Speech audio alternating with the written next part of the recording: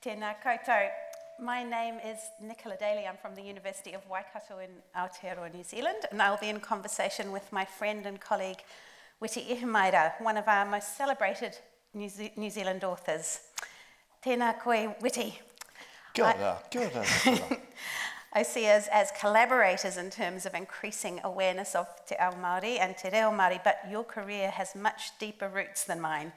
You were the first Māori novelist in New Zealand when you published Tangi in 1972, and this year you're celebrating its 50th anniversary as a writer with a newly rewritten anniversary edition. I'm older than I look. It's customary for us from Aotearoa, New Zealand to begin with what we call a mihi, or a greeting, so I'm going to ask you, Witi, to do this on our behalf. Okay. Well, in Māoridom, we say that you have to stand to talk. And we also say that if you don't stand, or if you stand, then you will live. If you lie down, you will die. So if you will permit me to stand, and then I won't die.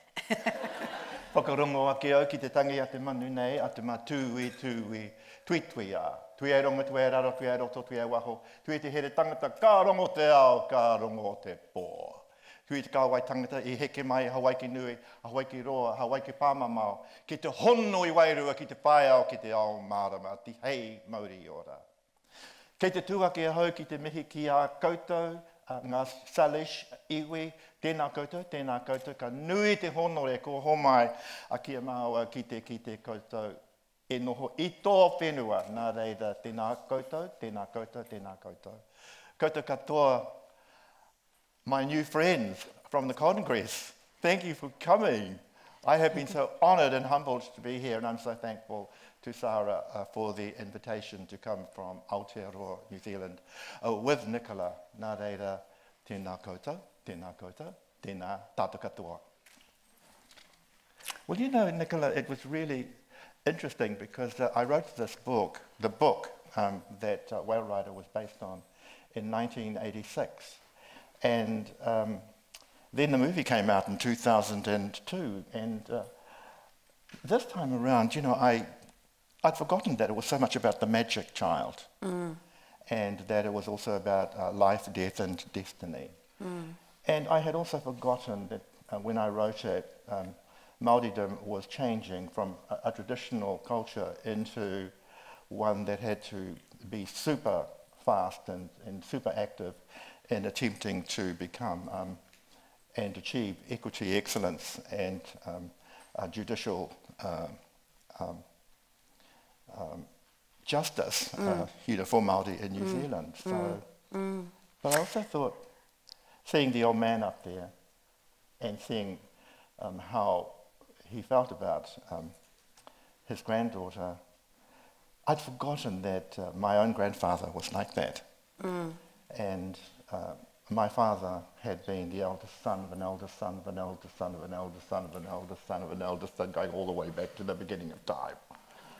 And then when I had a daughter, Jessica Kitty, his response was, well, you try again. The next time you will have a son. And of course I did try again, and I had another daughter, Olivia Atta.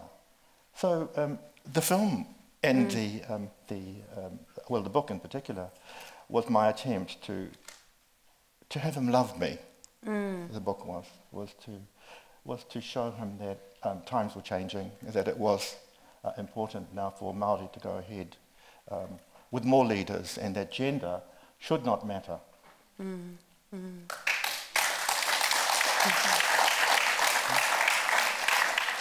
Yes, I was thinking a lot about Maya's talk earlier today and about the boxes of gender and how this film kind of challenges those boxes. And I was just, as the film started, I leant over to Witi and said, I feel like I'm going home. It feels like home when I watch that movie. You've done the most amazing thing. You've given us all this huge taonga, and as we've been meeting people prior to this evening, several people have said to us, well, I watch that movie repeatedly, quite often. It's a touchstone for me. It's something that I go back to. And I don't know, did you realise? One of the ironies, Nicola, was that although you and I come from New Zealand, I actually wrote it in New York. And so it's kind of like one of those books that sometimes we write when we are overseas and we are, I guess, it's almost like a book that was written as if I had been banished. And so a book out of banishment. And I think that because I was so far away, that gave me enough distance to be able to write the book. I think with as much honesty, but also with as much emotion as you can obtain when you are living in alienation like that. Why were you in New York, Witi? I was like the father of Pai in that movie, and had decided that one of the ways in which I could obtain my grandfather's devotion was to be as international as I possibly could be. So I became a diplomat for the New Zealand service, and I was a diplomat for 16 years, serving in New York and then also in Washington, D.C.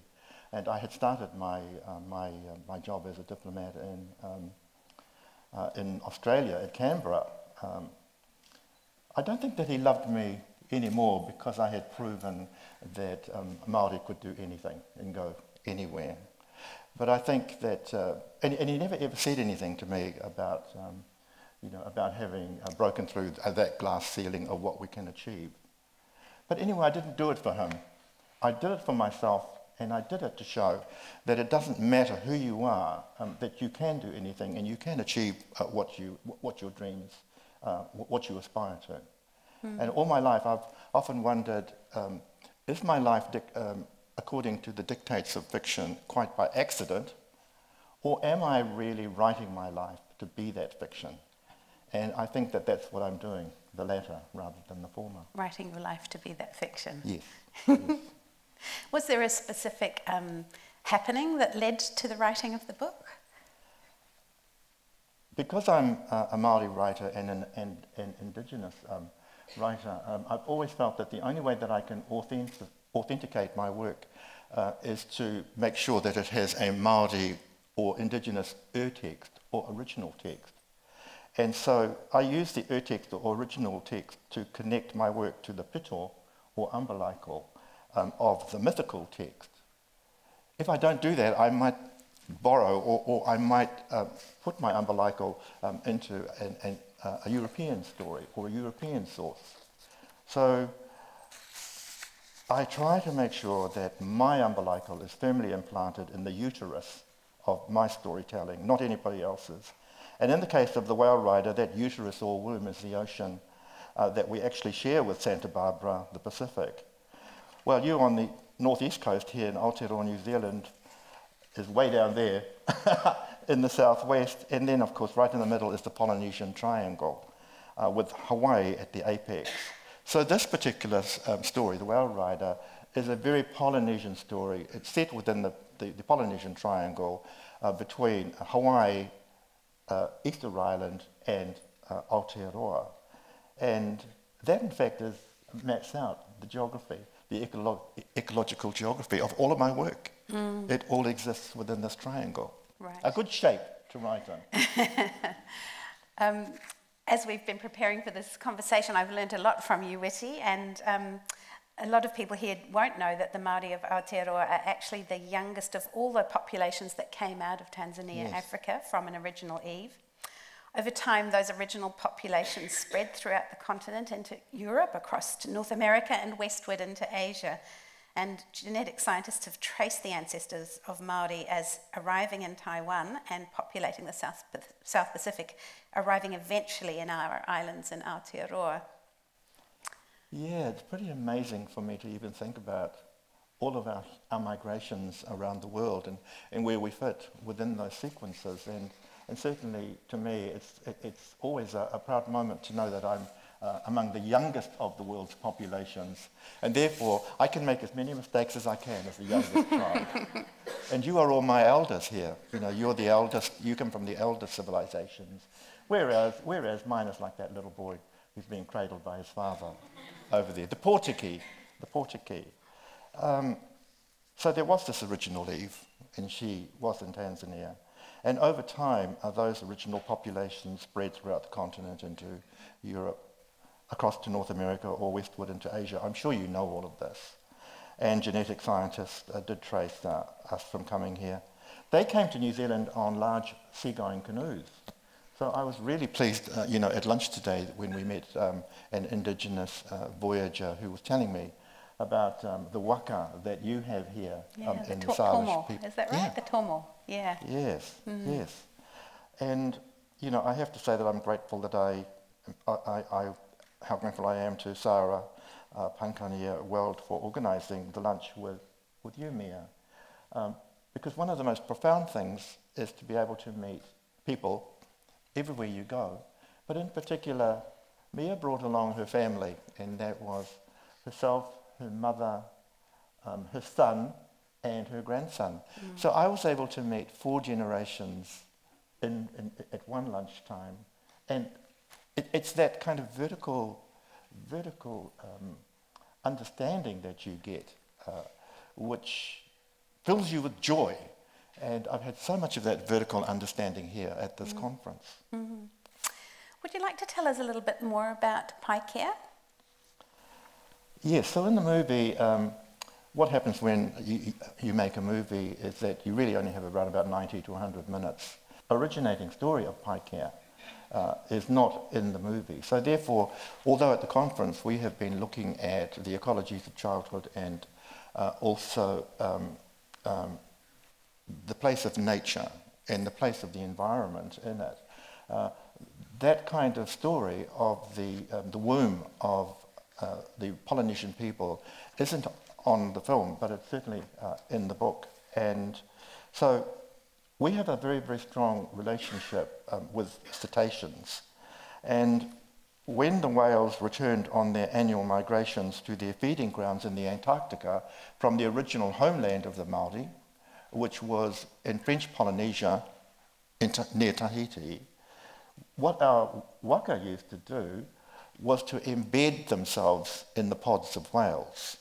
They would embed themselves in the pods of whales and follow the whale pathways in the ocean to our country. And when you think about it, isn't that astounding that we would use whales to be able to find Aotearoa? Because those whales were on their migration down to Antarctica. They would go past the eastern seaboard of New Zealand on their way there. And so the canoes would then leave the whale pods and then head towards land. And among the Voyager stories is one of my own tribal origin about a young warrior prince. And so this is not in the movie, but it's the context of the movie. And his name was Paikea. He lived in French Polynesia in the region of Tahiti. And he actually rode the whale to escape from a half-brother who wanted to kill him and take the throne. So it is the prince story here is coming into play. And it's about the half-blood prince against the full-blood prince. So his brother wanted to kill him and take the throne, but his pet whale rescued him, and then his half-brother pursued him in a rather epic sea battle for 10 or so days southward to New Zealand, where Paikea finally escaped by coming to shore at a place called Whangārā. And that place, Whangārā, is what you see now on the screen. So the movie was actually filmed in Whangārā, and the whare nui, the building with the whale rider on top is a real whare nui, isn't it? Yes, ever since I began filmmaking, I've realised that a sense of place, especially of a real place, is so important in establishing the world of the film. And I was just so amazed, I used to love going out to Whangārā. It's around about 5 hours bike ride to get out there. When I was a young boy, I would go out there just to look at that meeting house. Yes, yes. And then I'd ask my ancestor on his whale on the top there, how did you breathe when the whale sounded? I mean, I was such an imaginative child, and I wanted it to be real, and I wanted to make sure that it was real, and I wanted to believe so much that this could happen, and I knew it could happen. So therefore, I used to go to the local swimming pool, dive in, and then I would have a watch on my, and this is when I was about 12, and I have a watch on my hand, and I'd start looking at the watch and think, 1 minute, 2 minutes, 3 minutes, and then I'd be forced to come up, and I'd think, not good enough, Witi. So you really were always fascinated by this story, weren't you? I've always been fascinated by story, and what's been amazing about this conference is the synchronicity of all of our stories. There have been stories of recovery, for instance.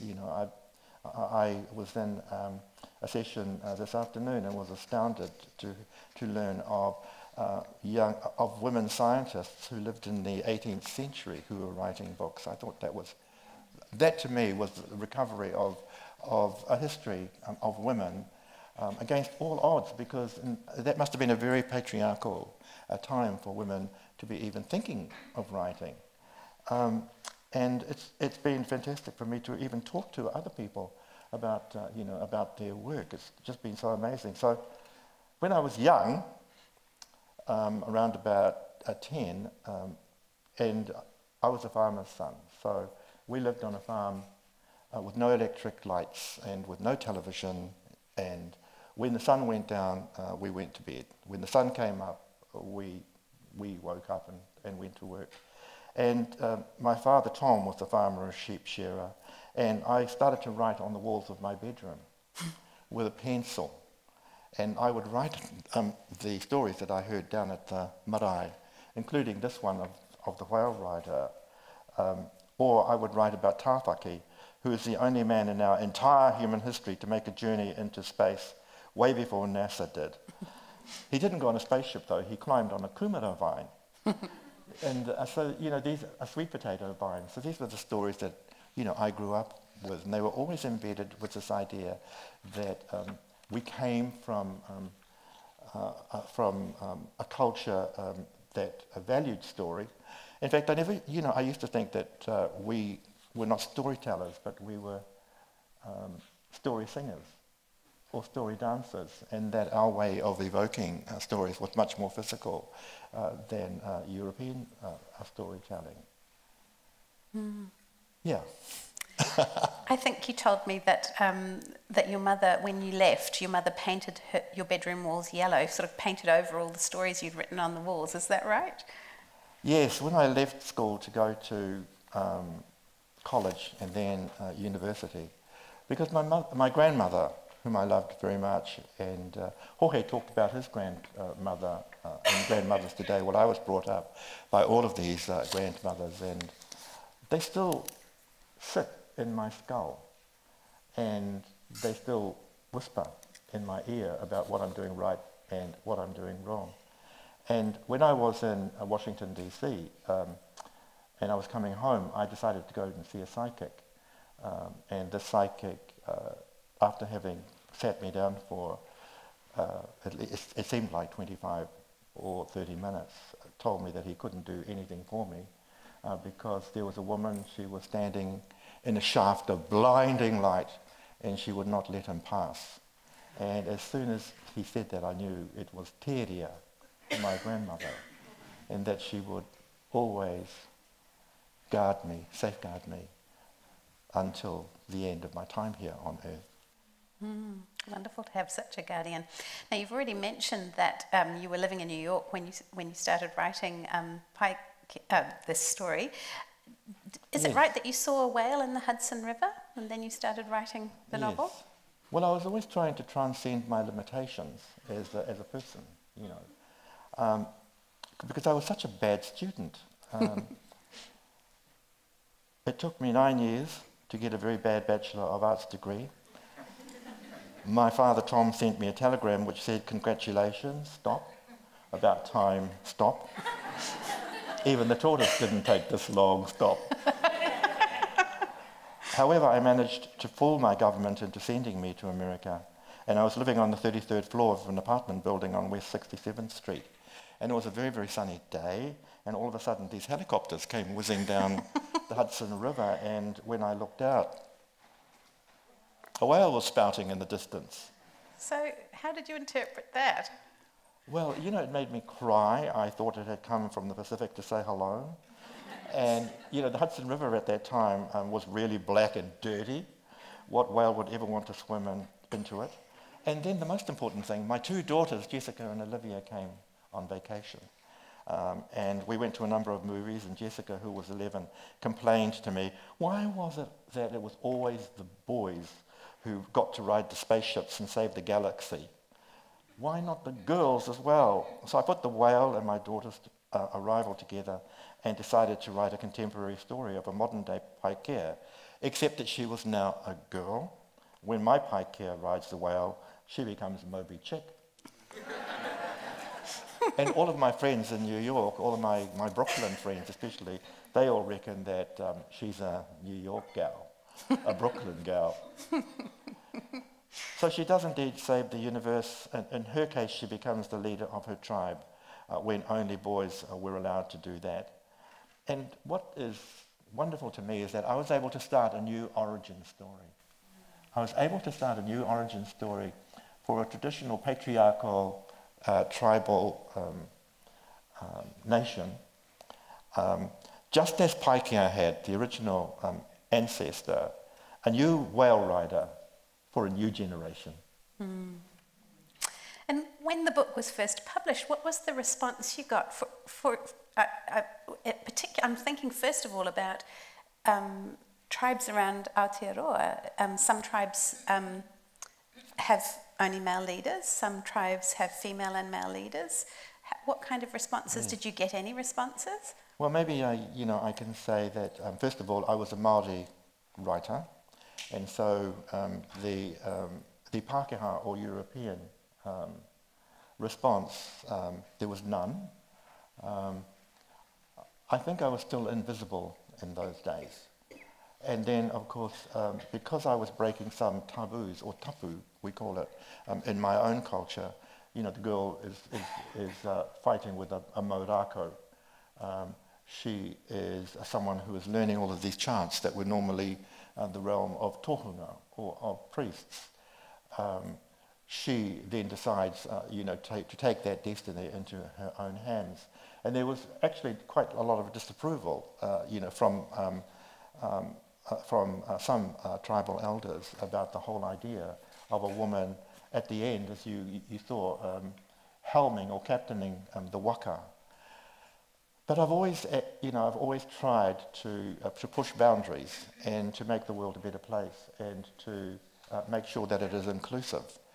And I think that that's why I was put here on this earth to try to create new stories for new generations, for the next generation. So also there was no internet, no social networks, no Google, no Facebook, no Snapchat, no Instagram that would have spread the word. So I'm very proud of a product that has made its way without any help, without any support into the world, and I thank you for coming. As well as the text or the ancient text that you mentioned, we also have to be aware of the context or the history of the world surrounding Māori at the time, don't we? That despite yes. Māori chiefs signing a treaty with the new settler government and the British Crown in 1840, it was soon broken. Well, did you know that there was one moment in New Zealand's history when there were more British soldiers in New Zealand than any other place in the world, even more than were in Canada. And so there was a huge uprising, Māori uprising, in the 1840s to 1880s. And Pākehā called it the New Zealand Wars and the Māori Wars, but Māori called them the Pākehā Wars. So they were actually a series of wars that by attrition, by death and disease, our population went from 100% to 10%. With wholesale land confiscation. And by the time I was born in the 1940s, we were just beginning to achieve the turnaround in our fortunes. And as you know, in New Zealand, there was a time when when anthropologists would say, well, there is nothing more that we can do for Māori except to smooth the pillow for their coffin. So it was that drastic for us, just as it has been as drastic for some of the indigenous people in this country. However, around about the 1970s, we saw times of increasing sovereignty. And so I'm part of that, because my first novel came out in 1972, and that is the one that I'm celebrating my 50th year as a novelist. It's incredible to think that there had not been any novels beforehand, but that is the truth. So it's a marvellous story of resilience and determination, and then there was me writing away. But here's the thing, Mia. Although the land, Māori language and culture had been taken away, it still remained in the memory. It still remained in the memory, such as in all of those texts, those pūrākau, those mythologies. And I was so moved to hear you talk about the villages that you still can name, in all of your oral traditions, the geographies that you were able to continue to tell to this world. So while other Māori took up direct political action to ensure stronger political representation, I took it upon myself to write those memories down as stories. I took it upon myself to be, it was the best offer to everyone about how I personally could assist retain possession of our primary asset, because when everything else is gone, all you have is memory and story. Mm-hmm. Yes. What fascinated me about The Whale Rider is that it doesn't go into grievance mode, but it moves forward into the future by showing how a new generation can reclaim cultural inheritance, including the old way of connecting the human world with the natural world.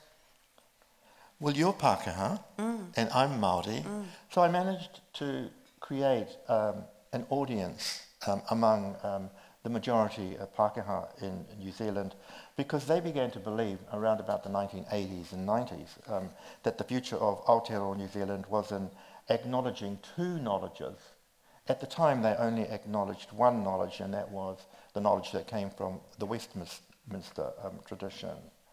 And I've mentioned before that Māori have that saying, tama tū, tama ora, tama noho, tama mate. If you stand, you live. If you lie down, you die. And we've always taken the long view.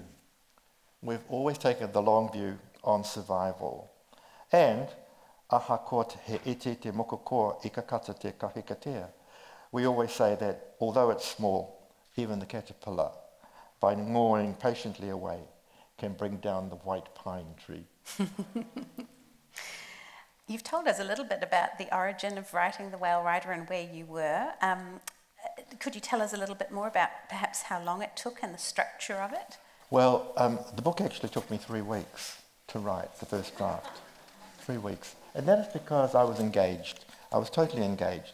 I would go to work in the morning, I would write in lunchtime, I would go back to work in the afternoon, I would go back to the apartment in the evening. The Big Apple, poor Big Apple, had to do without me for those 3 weeks when I just wrote. I structured the book according to what I call the Indigenous storytelling framework, and that is summer, autumn, winter, and the book ends in the radiance of spring or in renewal. So all of my books are like that. They end always on this uplift, on renewal. I wouldn't say it's optimism or hope, but certainly on renewal itself. And I decided I would make it as much of a Pacific object as possible by setting parts of it in Tierra del Fuego, in Chile, Easter Island, Raiatea in French Polynesia, Papua New Guinea and Australia. So it's a very, very Pacific-wide book, because I wanted it to be a Pacific story, not just a Māori story. And that, I think, is why it appealed to the filmmakers. And the environmental message carried within this pūrākau, this story, this pakiwaitara maybe, was very fashion-forward for the time. Do you like to comment on that? Well, you know, this is really interesting, because when I got to New York, I became very aware of the nuclear danger facing the globe, because on the day that I arrived, the Chernobyl disaster happened. and a cloud of radioactive dust was rumoured to be coming down the Atlantic seaboard.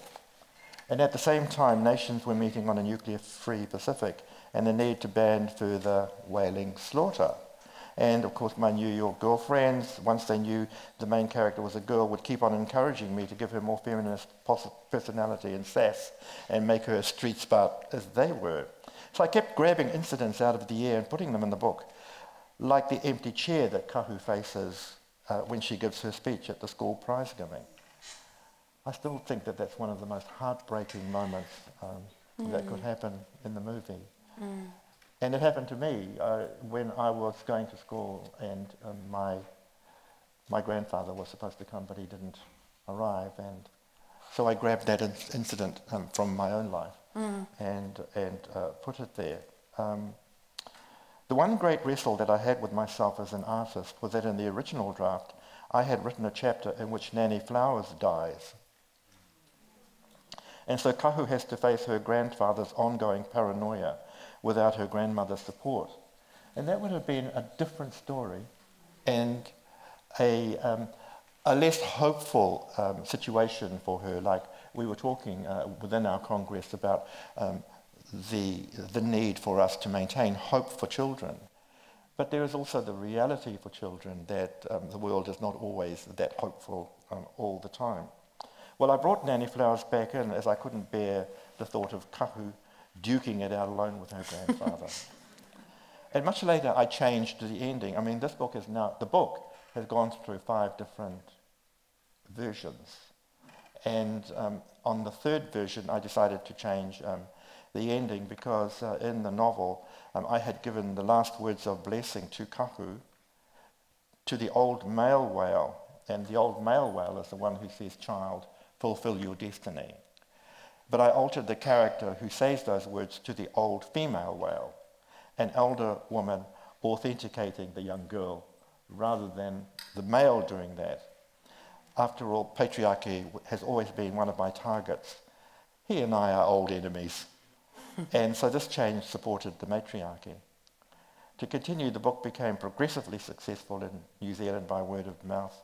But it wasn't until the movie was released in 2002, 16 years later, that the book went international, and it transcended its location, its indigeneity, and its specificity to become universal. And today the book has become the most translated in New Zealand's history. And next year it will be translated into the Amharic Semitic language for an Ethiopian edition. Wow. Pretty good for a book, isn't it? Yeah. Well, speaking of international, you've just come here from... People began to joke about me being the prince, about being the Prince of Wales. What do your daughters say about that? Yeah. They think you might almost be as famous as the Prince of Wales. You've actually come to this conference from being the guest of the Presence Autocone Indigenous Film Festival in Montreal, haven't you? Well, following The Whale Rider, 3 more of my books were optioned to be made into films. Nights in the Gardens of Spain, Mahana and White Lies, and so they were shown there in Montreal. And 2 other books have been optioned for future development, Sleep Standing and The Uncle Story. So I'm afraid you haven't seen the last of me yet. But it's always very hard, as most of you who are filmmakers know, to get films to the gate. Whale Rider took 12 years, and one of the reasons why it took 12 years was that a movie called Once More Warriors came out just as we were about to make Whale Rider. And we realized that we couldn't really make Whale Rider in the wake of this amazingly visceral, strong and violent movie about Māori. And so we waited for 10 years and then put it into production.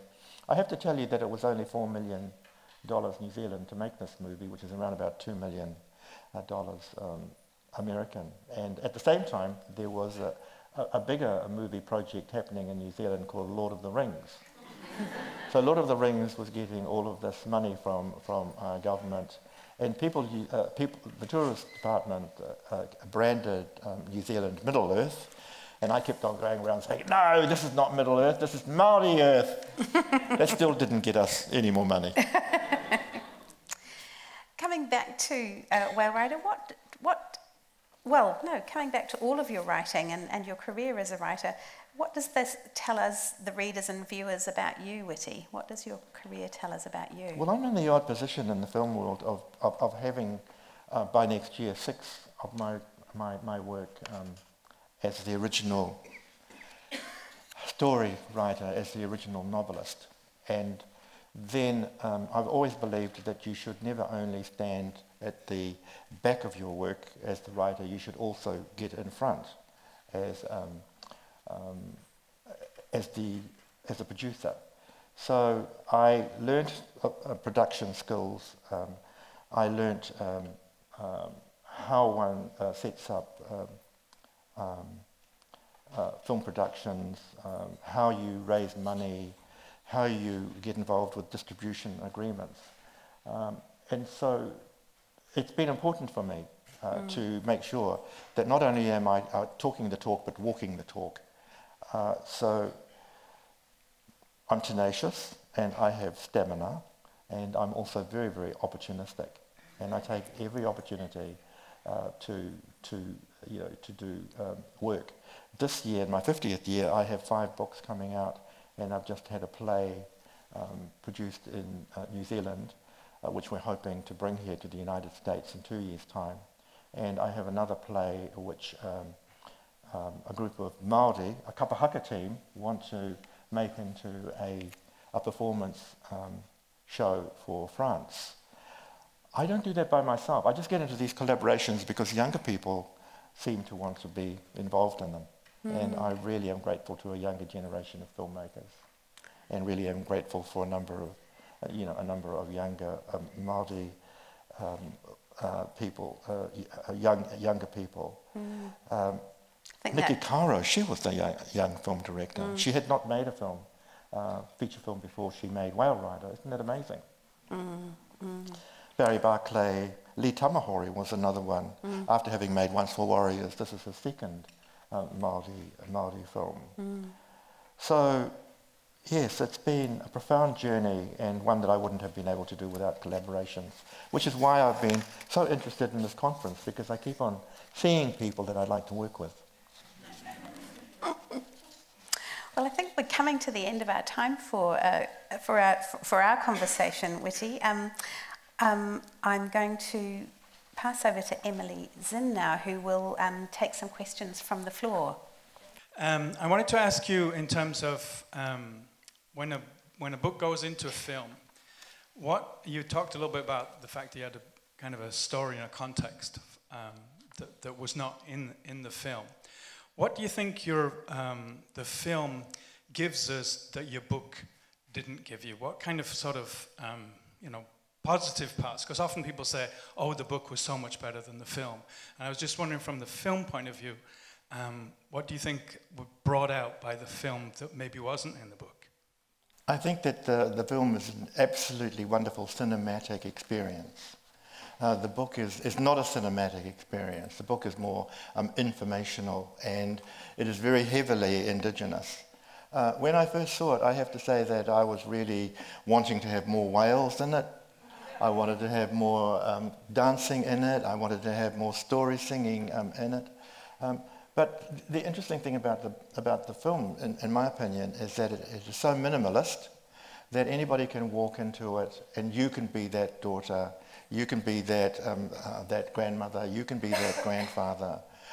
So it was that minimalist aspect about the film that I think probably attributed to its success. And I wonder what your thoughts are about the impact that your book and film have had on these discussions on Maori culture, on how much we can change, how much we should keep, and how this has developed over these past 30 plus years since the book was published. So when I was of that age in the 1970s, when we were all really fighting for sovereignty, what we call tino rangatiratanga, there were so many gatekeepers, not only in the Pākehā world, but in the Māori world as well. But the demographics, Māori were beginning to go into cities. and become urbanised and educated. And then with an educated majority, because we were such a young population, what then happened to our traditional ways of looking was that we gradually began to make out of those traditional ways modern art. We began to make out of that traditional singing modern singing. So the transition from a traditional into a contemporary force in terms of culture in New Zealand has now come to the point where you can't get away from Māori art. Nobody calls it traditional anymore because although it has come from a traditional source, it is no longer traditional, or it has taken the tradition into new forms. With literature, for instance, I always used to say that the novel was an alien construct for Māori and for Indigenous people. I always used to say that English was a profane language rather than Māori or Indigenous language. And now there were more Pākehā, as well as joining us, Māori, in learning the Māori reo. So it's kind of like now there are forces going that way, and there are forces coming this way, and they are making of New Zealand an incredibly rich society where hopefully in the future we're going to be a new kind of people. We're going to be a new kind of civilization. We're certainly going to be a new kind of culture. In New Zealand, for instance, the Governor-General, in terms of representation, the Governor-General is a Māori and a woman. In our cabinet, our New Zealand cabinet, I think there are 15 Māori or other people of colour who are in the cabinet. There are 9 mayors of New Zealand who are Māori. So we are getting this hugely interesting, passionate country of people who are involved in talking to each other about the future, and I think that that's doing away with that tradition, enabling women to have some governance, some representation in New Zealand, not just a presence, and that's why I think that in New Zealand we should be proud of what we're doing there. Yes. In terms of equality, equity, and justice. Always more work to do, but yes, a lot There's always of more work progress to do, been made. Yes. Yes. Yeah, I agree. Yes. I've been interested in how children are part of the writing process, even in some ways that we don't notice, we overlook. And so I was very interested in how you spoke about your daughters, and so I wanted to ask to what extent this book is directed at your daughters and written for your daughters, and whether I'm also wondering, speculating about whether that might be why it hits so powerfully with audiences, as does the film. So I have a granddaughter now. Her name is Aria, and story has become something that everybody is writing in New Zealand. She goes to school, and there is one day of every school week in which all of the children write story. New Zealand too has decided that there will be a day of history, which is a holiday in which people reflect on the problems that we've had in the past. And then also try to just keep on talking about them. We have another holiday which has just been announced and also now has really become popular, which we call Matariki. And Matariki now signals that New Zealand has decided that its new year will not be in December, January, but it will be in June, July. So people are beginning to create stories of today for this new generation of the future. And those stories, one of these days I'm going to have to sit back and allow that modern generation to write those stories. And hopefully there will be new paikeas from a new generation continuing to perhaps ride spaceships into space. Thank you. Thank you very much for your attendance, everybody.